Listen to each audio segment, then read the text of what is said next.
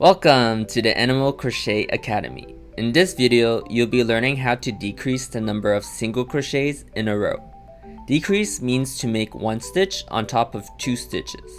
We'll be taking these two stitches from the previous round and transforming them into one stitch in the current round. Don't worry if this sounds a little confusing. The purpose of this is just to make the piece smaller. So let's get started. First, insert your hook under both loops of the next stitch. Yarn over. Now we grab the yarn and pull that through the stitch like so. You should have two loops on the hook. Adjust the size of the loops by pulling the working yarn or moving the hook up. So now we're going to insert our hook into the next stitch, yarn over, and pull that through the stitch. You did it correctly if you have three loops on the hook. Here's a quick tip. It's a good idea to make the three loops the same size. Yarn over again, and pull the yarn through all three loops on the hook.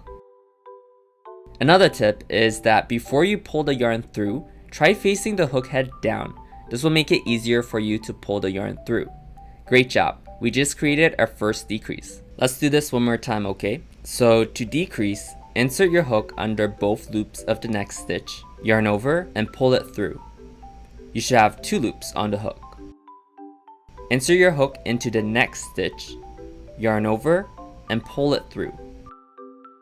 You should have three loops on the hook. Yarn over, and pull through all three.